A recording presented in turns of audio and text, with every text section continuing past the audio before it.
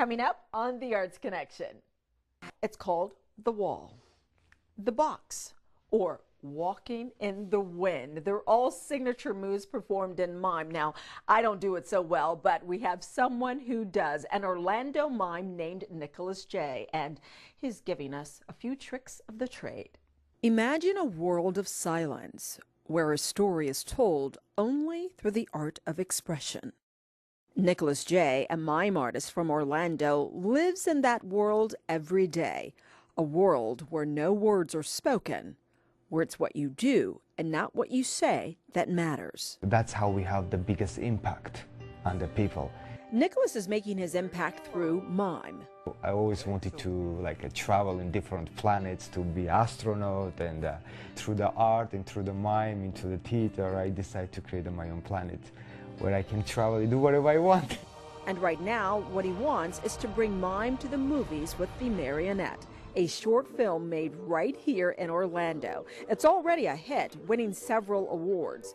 Nicholas wrote and produced this story of a magical marionette whose sole purpose is to bring joy to others by using his magical dust.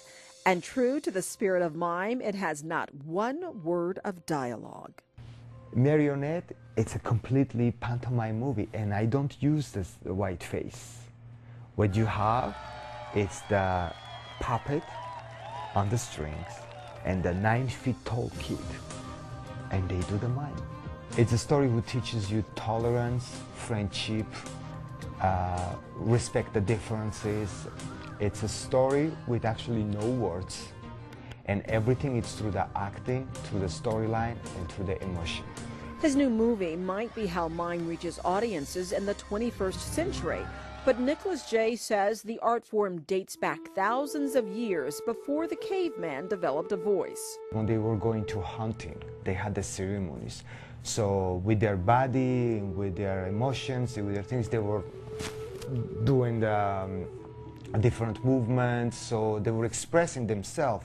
Through the years, mime has evolved into an art that has crossover appeal.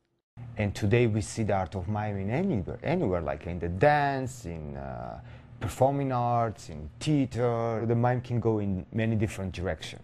There's one name that's synonymous with the art. Marcel, as in Marceau. He and his character Bip helped to revive mime during the 20th century and became an international star. Unfortunately, he passed away 1 year ago.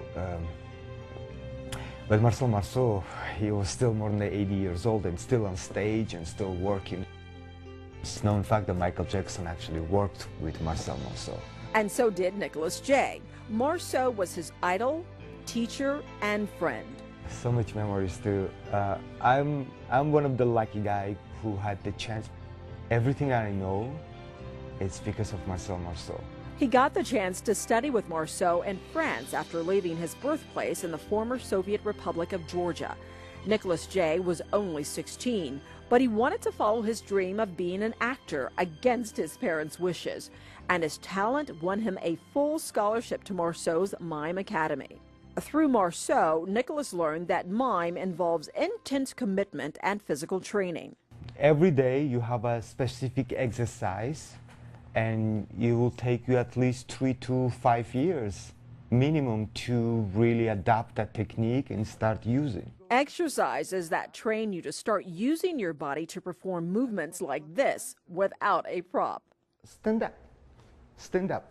Oh, you are using the wall to help you out. And you're using your muscles. I mean, really. Yeah. You've got to have strong muscles to be able to do that. That's why you're skinny. Nicholas admits the physical training is a huge part of mime art, but says there's also a level of fantasy. Harry Potter, to Stargate, to Star Wars. We using lots of art of mime because sometimes we have to create the object. It doesn't exist. For example, when I'm opening something and this is the glowing ball, in reality it doesn't exist. To be an effective mime, you have to be able to tell a story from beginning to end. I open, I will close. First emotion, I'm home. Over a 20-year span, Nicholas has developed and perfected his craft and says it's more than just some guy in white face. When we look in the mime, we think in the mime the guy who's following other people with a white face and make fun of them. That is just that little part. In 1996, Nicholas J. had perfected his craft well enough for his character Bubble to be bought by Walt Disney World, which brought him to Orlando to perform at Epcot Center. Now he only performs during special events. I would really like to develop the pantomime classes, so that's what we're working right now. So the kids can come for free. I personally in Orlando would like to create to pass whatever I know to pass the next generation. And continue bringing poetry to silence.